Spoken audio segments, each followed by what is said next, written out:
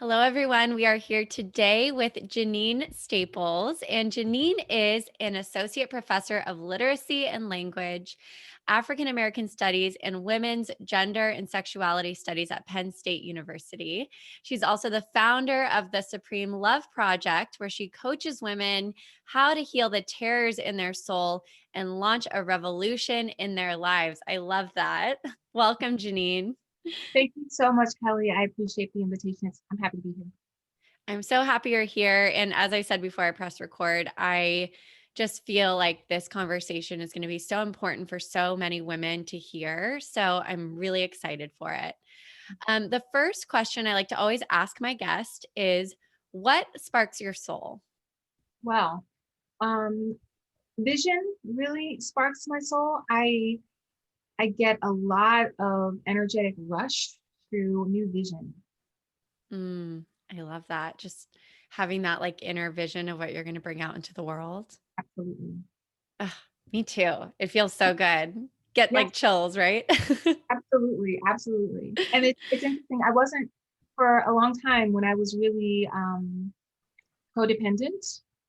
We can talk about what that means. When I drew in narcissists in my relationships, I didn't know myself as a visionary. I was a worker. I worked really hard and I got things done, but I feel like I was following maybe somebody else's blueprint, filling out someone else's checklist. And when I healed myself in cooperation with the Holy Spirit and connected to my capacity to be a co-creator and actually generate a vision, it literally lit me up and put me in fire zone. It was great.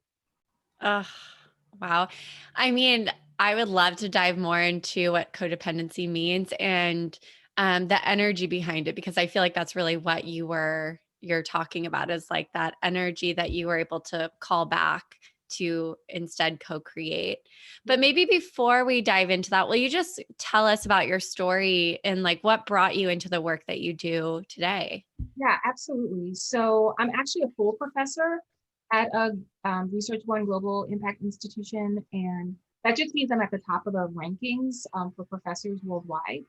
And I'm noting that because I am an educational anthropologist, it means that I do systematic research with women and on women in relation to women. And so I am a coach. I'm not a coach that's only talking about my personal experience or sort of like regurgitating what you might hear in pop culture. The methods and the strategies, the concepts that I coach women in are research based in the Supreme Love Project. And so my personal story is I was raised in a very Huxtable-like environment. Any 80s babies who remember the Cosby Show? Well, that was basically my life. My parents were in love and very present and full on. I was the youngest of three girls. I didn't want for anything. And yet I still developed codependent tendencies. That means that I felt beholden to other people's ideas or thoughts or wants or needs. I became a people pleaser. I became an approval addict. I became a chaser. I had an anxious attachment syndrome that I got to work through as an adult. And it developed, Kelly, unbeknownst to me. It sort of was happening without me being aware because the space that I was raised in was so protected and so loving and so affirming. I didn't think that I had maladaptive practices in building relationships. I thought everything's fine.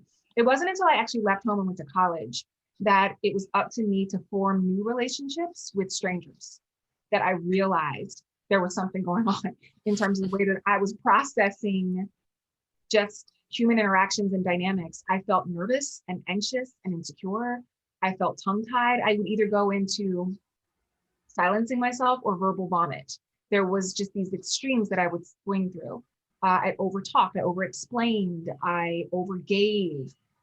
If anybody needed anything, they could come to Jeanine because I would give you my last dollar. I'd give you the shirt off my back. And I didn't realize that it was all in an effort to win approval and to keep myself safe and to be affirmed. And I thought that my pride in being like a ride or die chick and being unconditionally loving with the sort of ain't no mountain high enough, ain't no valley low enough, I'm going to be there for you sort of mentality meant that I was a good person, like a good girl. And I didn't realize that it was actually me violating my own boundaries and being totally unavailable, emotionally unavailable to myself.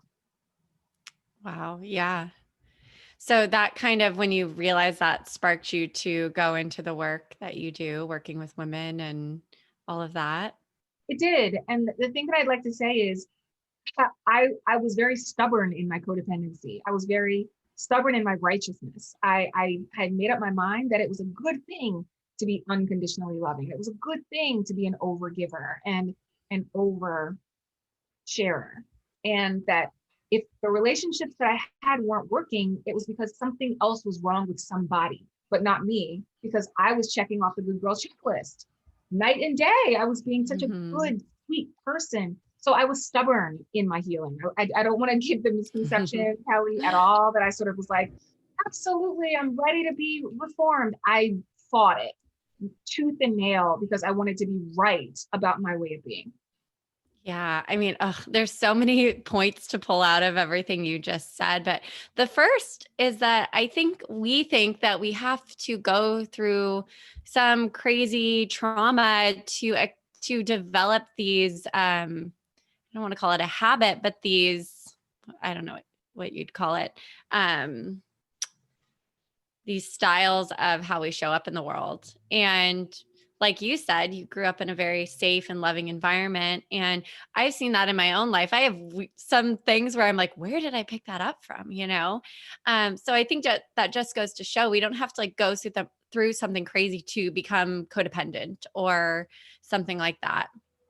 Not at all. Um, yeah. And the other thing I like that you brought up is that conditioning that as women we've been raised to believe we should be good and unconditionally loving, and that shows up a lot in motherhood, I feel. And I think it's something as a society that we're continuing to get past and work through. But I'm not a mother, but I have clients and friends who are mothers, and I see them struggle with that.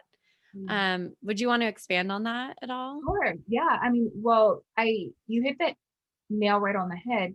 Society really does train us to have a particular set of logics around womanhood, girlhood, and womanhood that we normalize and don't question.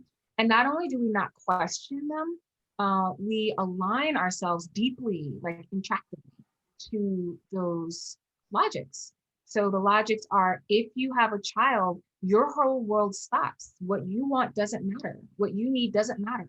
You lay down your life for your child. You give everything to your child. You um, pour out the last drop of energy and money and time and focus and faith and attention in order for this child to live a dream or live a perfect existence. And if you do anything less than that, if you're anything less than a self-sacrificing individual who's almost enslaved to motherhood and your child, then you are bad or wrong. And that logic is fairly firm. If just test the theory, just let any mom say, I get bored hanging out with my kid and I need something else to do.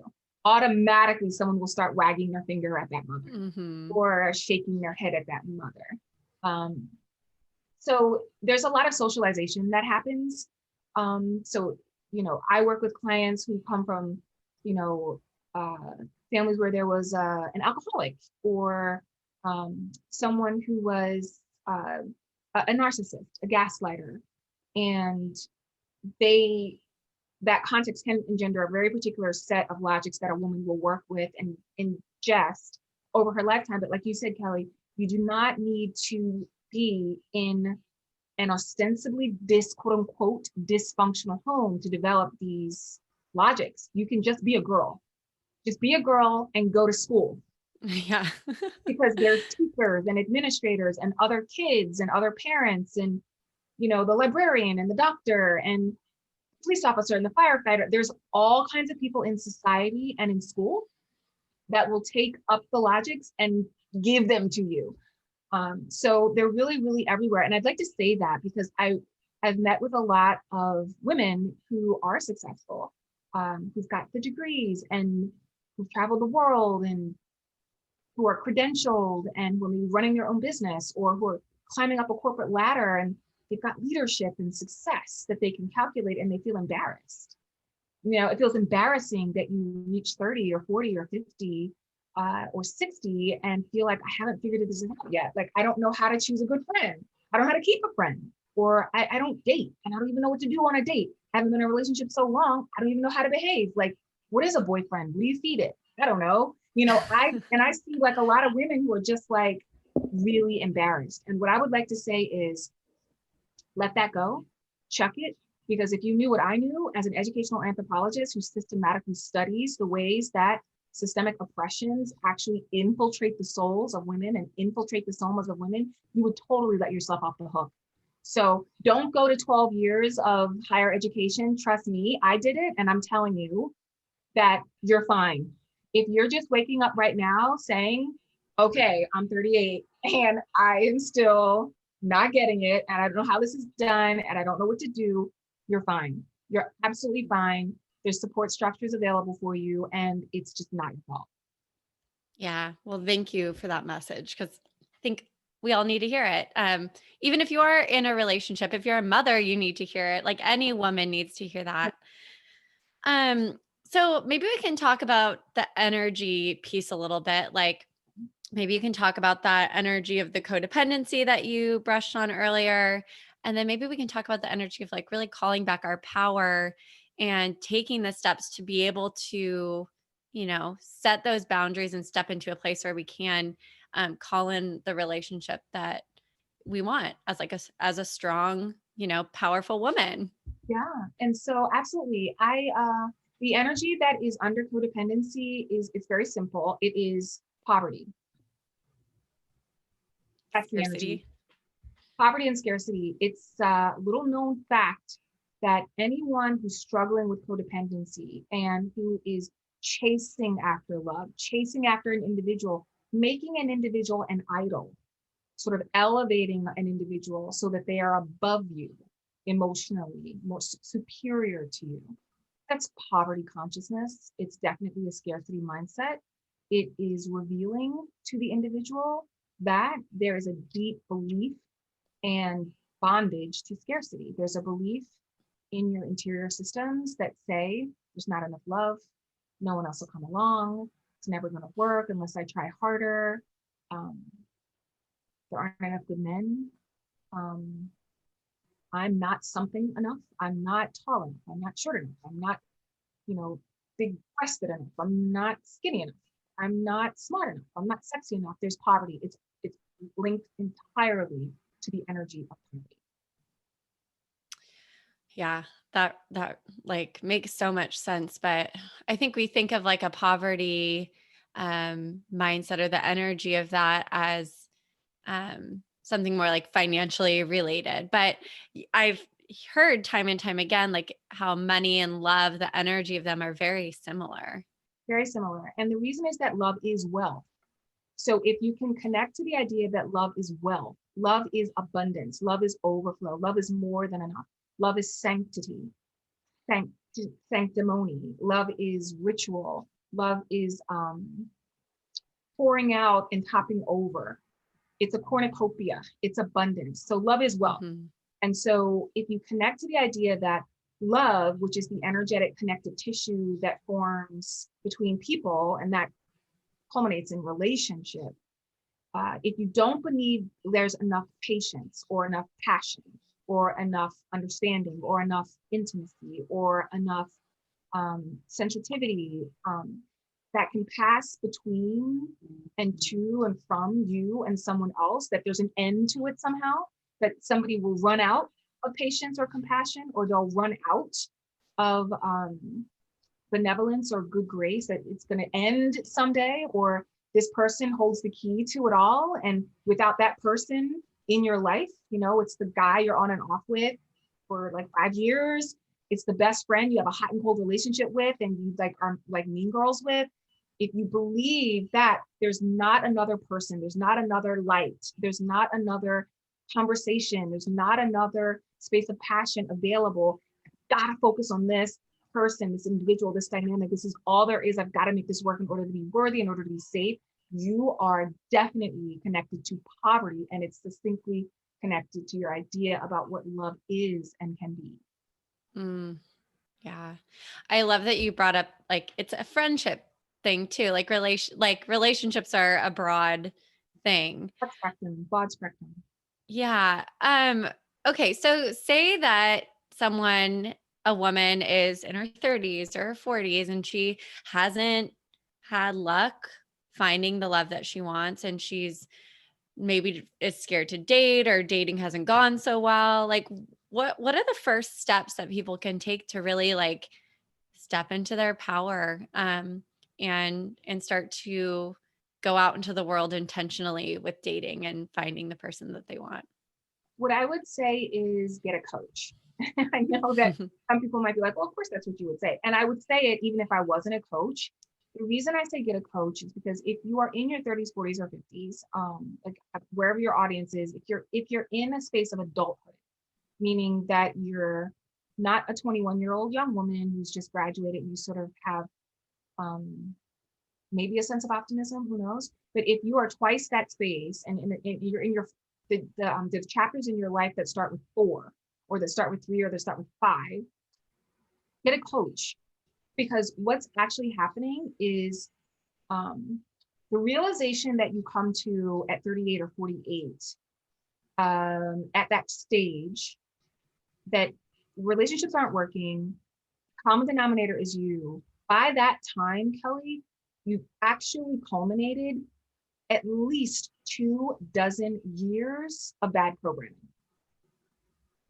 So if you think about that, 24 years of bad programming, if not more, the requirement is that you get assistance in managing that deprogramming process. Mm-hmm. So my first step is get a coach. Don't go out on another dating site, or ask all the friends that you have to hook you up, or go in your Rolodex or in your iPhone or your Android and look back over like people you were dating 2 years ago and do the reconnection and say that that's about you being bold and innovative. Don't tell yourself those stories. Don't create other contexts for confusion. Get a pro, someone who has been where you are, created a process and a path to move through that season, and has gotten to another side where they're living out their results in real time that you can see, touch, taste, hear, and feel. Get a coach. That's my first step advice for a woman who's an adult, like who's a mature adult. Yeah, I love that because we'll get a business coach or we'll get a therapist but why don't we think that we're worthy enough of love to get a coach for relationships? And you know what, Kelly? I don't even know if women don't think they're worthy enough. I really feel like, see, the twisted energy of those logics we were talking about before are also a culprit here in terms of a woman's decision to get a coach. Like, I'm not a love coach, I'm a soul coach. So I support women in healing, doing deep healing so she can have whatever she wants. And the logic that we're socialized with not only tells us to be a good girl, to be like a ride or die friend, or like a ride or die chick, either a woman or a girl or a man, but it also tells you if you are a bona fide woman and you're worth your salt and womanhood, you're going to get that man. But you're going to get him on your own.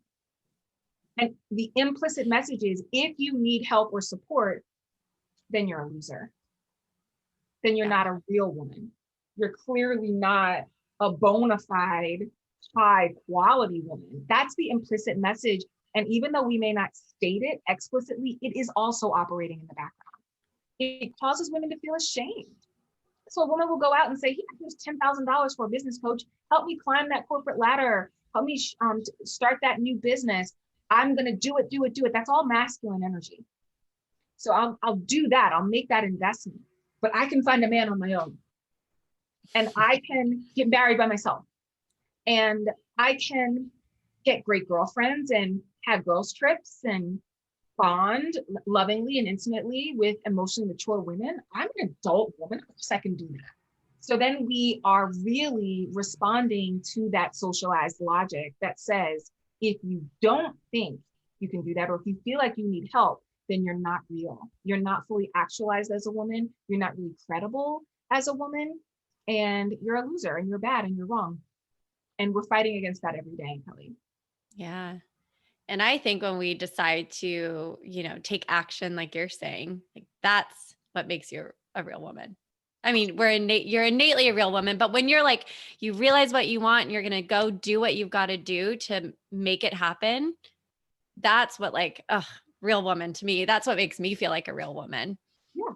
Yeah. you know? And I like what you said. You're innately a real woman. Like however you're doing this thing, like Yeah. crafting your personhood, you're real. You're fine. You're real. What I'm saying, and I believe what you're saying, Kelly, I'd like to accompany you, is that when you do wake up and take inventory of your life, like your one good, strong, powerful life, and you take your power in your own hands and say, hey, this is my shot. I get to make the most of this one life. I'm putting all my money, my time, my energy, my faith, and my focus into getting all the support that I need to actually grow myself up and out and all over so I can have the biggest life possible, the best life possible. That is when you're stepping into a level of consciousness in your womanhood that is so satisfying. It's a little scary. And it's where you'll start to move into an abundance consciousness and move away from that poverty consciousness. Yes. Oh, that was so beautifully said. Yes. Yeah, Um, okay. You brought up earlier exes a little bit. I did. And, so many strong, powerful women out there struggle with exes. And I would love to know what you think and what you teach on that. So here's what I say to the women in the Supreme Love Project, especially if you work with me at a VIP level, if you pay to be in one of my coaching programs. You're generating the experiences that you see. So if one of your exes is calling or texting, especially now. So at the time of this recording right now, Kelly, this is like Christmas time. Like Christmas is in 2 days at the time of this recording. We're going into New Year's, and then we're going to be in Valentine's Day. And, then we're going to be in Women's Month, Women's History Month. So this is like a real season for thinking about relationships, a real season for thinking about personhood. If you've got an ex calling or texting or attempting to get back, what's actually happening in my frame is that your subterranean energy is creating a vibration whereby you are giving signals. You're giving the energetic signals out into the world that are calling back in this partner. You're giving yourself a test. You're giving yourself a test to see where you are emotionally. Are you emotionally weak and vulnerable? Are you susceptible to suggestions or invitations or violations? Are you in a space of strength whereby you would like to practice saying, no, I'm not answering that text. No, I'm not answering that phone. Delete, delete, and block, block, block. So it's all about you creating a space to give yourself room to build earthly evidence for whatever case you're building. If you're building a case that you're a victim, you'll generate experiences within which you'll play out a victim mentality. If you're generating evidence that you're a victor, that you're victorious in your life, that you're standing in your own power, that you're closing doors that are meant to be closed, that you're acting graciously towards people, that you are extending yourself to yourself first and foremost, you'll also generate those opportunities. So I could sit here with you for another hour and talk to you about 1,000 different scenarios where exes have come crawling up from the woodworks to test my boundaries or to test my receptors. And when I finally realized that I was calling in energetically that behavior to give myself practice showing up in my life the way I wanted to show up in my life, everything changed. Yeah. Yeah. That makes so much sense. And we have, I think, especially those stronger bonds that we've had with people, we can have those energetic cords, right? Which, like for me in my life, I've always had trouble cutting cords with people. And that goes back to boundaries and all of that. But Yeah. do you want to expand on those energetic cords to people a little bit more? I mean, it's basically what you said, but I think it gives me like a good visual when I think about it that way. So energetically, it is called a soul tie. It means that there is some part of a woundedness in your soul that is tied to a woundedness in the soul of another. And it's literally an energetic subterranean vibration. And so uh, it can feel really difficult to release those ties because it really feels like it's a part of you that you're severing. And in essence, it is. It's a part of you that's intoxicated, that's fragmented, that's disowned and orphaned. Uh, and um, and it's an appendage that's diseased and ready to fall off, and yet it still feels like a part of you. So what I recommend, especially let's say you don't have a coach, um, a little twisty, but I would say if you have an accountability partner somewhere in your life, uh, create a system with that accountability partner with a particular boundary. For example, you might say, I've got 30 days to loosen and dissolve this tie. And I'd like for you to be in on it. The way that you can be in on it is I get to be public with the things that I'm hiding. Here's another thing I know, Kelly. If you've got a soul tie with someone, it could be a platonic girlfriend from college or graduate school or work, or a sibling, that you have a codependent relationship with. Or if you have a soul tie with a man that you would like to actually exorcise from your life, you're doing it often in private. And when I say it, I'm talking about the deliberation. You're like going over and over and until I answer, and you're often doing like sequencing in your head. Well, if he said this, then I could say this, and that might make this happen. Or if she said this, she might be thinking this, and so I can write this or call and say this, and then that might make this happen. So all of that is happening in private. It's secrecy. There's a cloak over it. And when that kind of thing is happening, that tie can fester for years. I mean, I've coached women who've had a 40-year soul tie,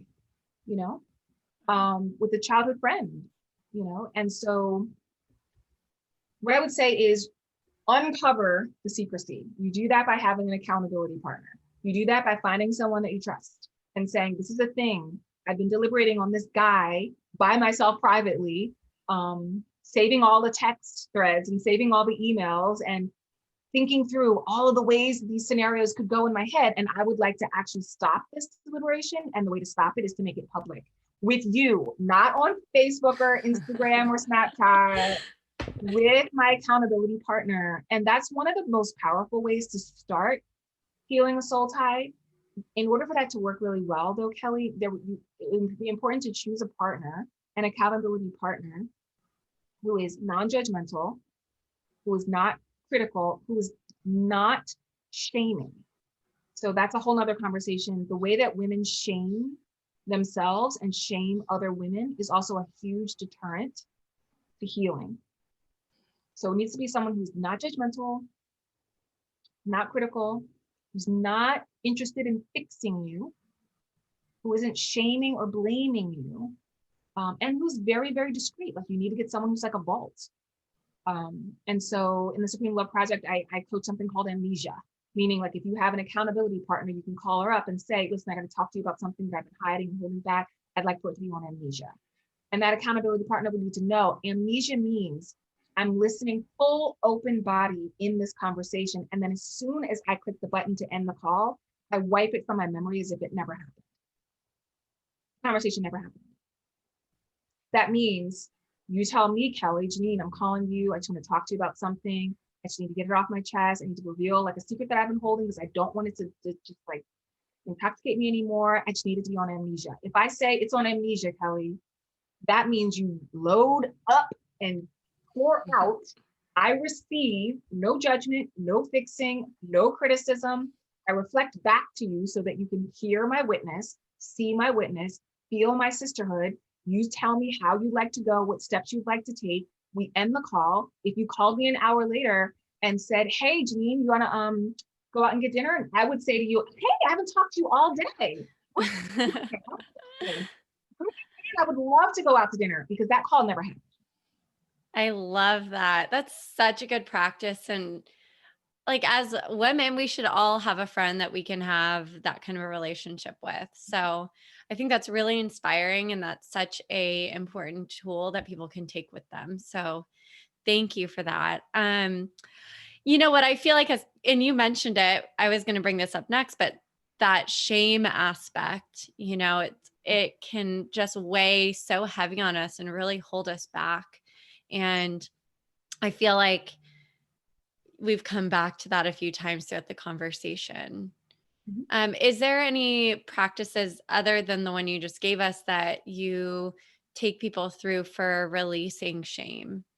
Yes. So in our Breakthrough School curriculum, Breakthrough School is our flagship program. It's our 12-month experience in coaching with me and my team. We walk people through a process that's called the FEM framework. It's an acronym, FEMME.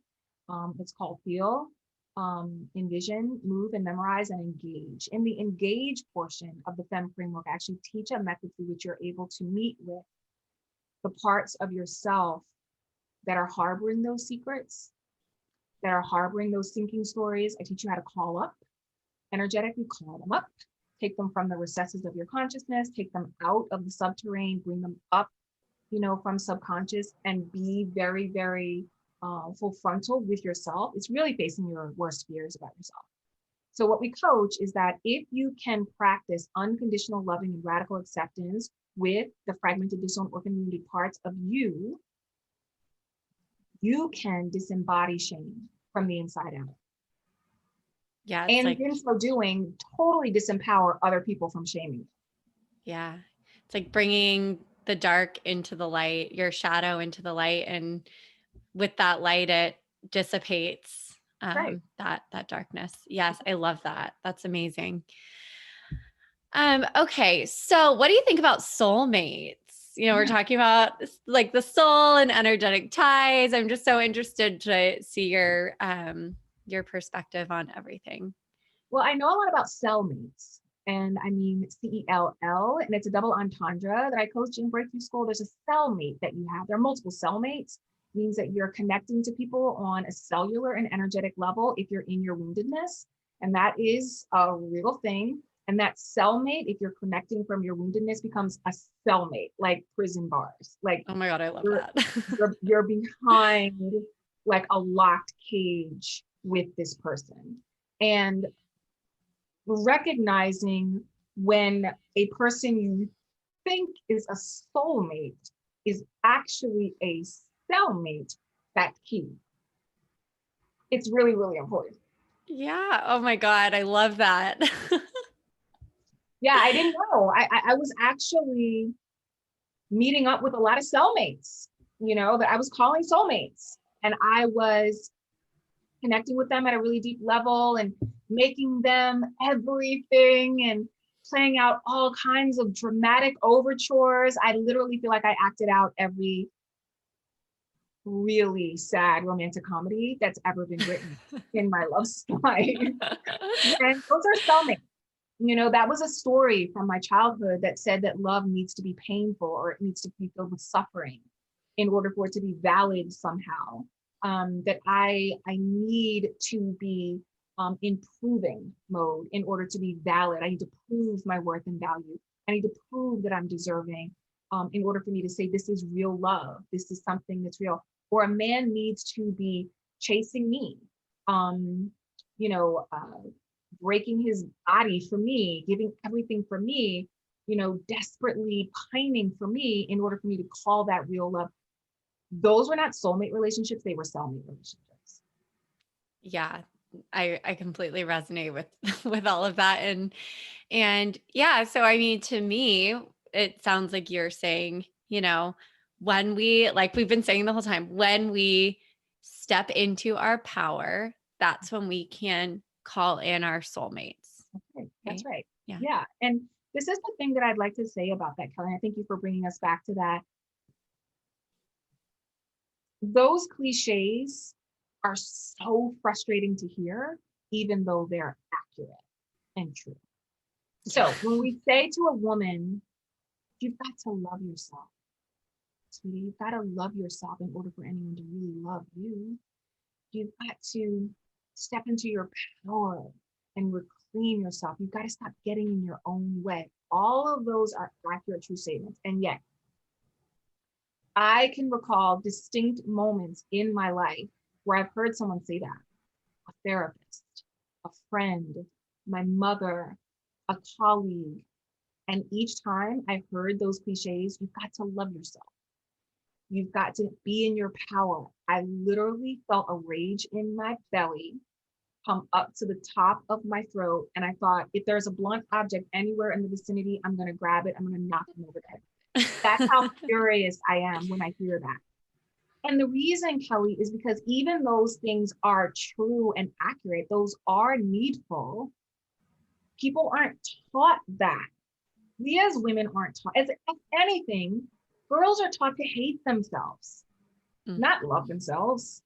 Girls and women are taught to never be satisfied with who they are, never celebrate who they are.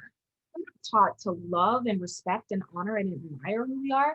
And so when we hear those cliches, step in your power, love yourself, like yourself, know your worth, we can feel frustration very easily because we're knowing that that's true and needful, and also knowing that we don't know how to do it.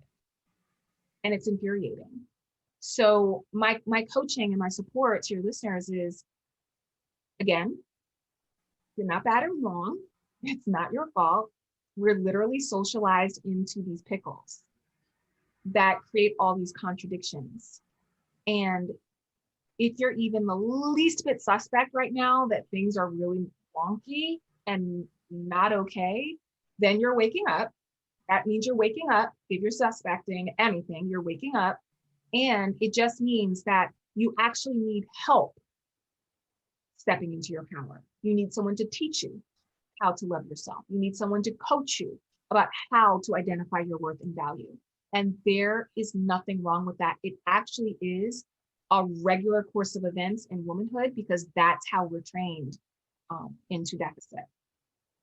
Yeah. And as you mentioned, we can go 30, 40, 50 years with that programming. And it's not our fault that we had that mixed messaging and that programming and all of that. But I mean, I'm huge on that awakening and that awareness with what I teach, because once we have that, there's kind of no going back. Like, Yeah. you just keep waking up more, and then you keep realizing like, oh shit, I have to take control and do something about it. That's right. That's right. Yeah. And the thing that can feel scary is to think, I have to take control and do something about it. The next step for a woman after that is, oh my gosh, it's a freaking out moment. The reason there's a freak out moment after you have that realization that it's important for you to take control and do something about your life is because so many women are not taught, we're not taught our own power in doing something about our lives. And so we think, well, oh God, now I'm responsible for my whole life. I'm responsible for all my thoughts and all my feelings, all my results, all my actions. I'm responsible for all my relationships and all my circumstances. Oh crap, because I don't know if I can take that responsibility. I don't know if I'm actually equipped to make anything happen. What can I really do? What can I really change? If you're not practiced, literally practiced in feeling your own power, in connecting to your creative energy, you can literally think, oh man, I don't know what else to do to actually shift it, even though I know now it's my responsibility to shift it. And so again, that's where you get a coach, and it's where you connect the community so that there are other like-minded soul-centered sisters around you, focused on the same goals, having the same awakenings, so that you're not alone. So important. Yeah. And I love that you brought up the creative energy, because for me, and what I've seen for a lot of women that I've worked with and stuff, is tapping back into that creative energy is what makes you feel powerful. Like, you realize you are a creator, not just, when it comes to creating a piece of art, or, for me, it was a yoga sequence that getting into teaching yoga taught me how to tap back into my creativity. But you just realize, like, from that small piece of creation that you're making, like, you just start to understand that you are this bigger creator for Yeah, your life. Yeah. absolutely. Yeah. Get Oh, the I love it. experiences. Yeah, I do too. I do too. Well, Jeanine, thank you so much. Is there anything else that you want to touch on before we wrap up? Or is there any resources or books you like to recommend to people? I always like to ask my guests that because I'm really into to sharing books and knowledge with Yeah. the So audience. I actually have a free gift for your audience. It's called the Seven Hey. Ways Flash Masterclass. It's a 1 hour masterclass that women can opt into and receive in your inbox. And it's called the 7 Ways We Self-Sabotage During the Holidays and the 7 Ways We Can Stop Doing That and start falling in love. And it's really, really effective for the season between Thanksgiving and like Valentine's Day, but actually any time of the year that you'd like to connect to these 7 ways is really helpful for you. And so that's available to you. Perfect. Thank you. Yeah. And this will definitely air before Valentine's Day, but I like that you bring that up because it can happen any time of year. It happens wedding season. Let's talk Yeah, about summer. Like, oh my God, so that's really, really valuable. So thank you. And I'll link that in the show notes. Can you tell everyone where they can find you and get in touch with you and your program and everything? absolutely. So you can go to the supremeloveproject.com if you would like to learn just about the research, learn about me and my story, learn about some of our free events. If you're interested really in coaching though, what would be important for you to do is to sign up for that masterclass. Sign up for the masterclass, it's free. And as soon as you do that, you'll be on our email list and we'll send you more information. If you'd like to get a message to me, my social assistant is social@JeanineStaples.com. Her name is Juliet, and she's my gatekeeper, and she will respond to folks who are interested in setting up either an appointment to talk to my coaching team or learning more about private coaching in our small group programs. Amazing. Well, thank you so much for the work you're doing in the world. We need people like you, definitely. I'm So, so grateful and blessed to be doing what I'm doing. I love it. yes. Well, thank you again. Thank you so much for having me.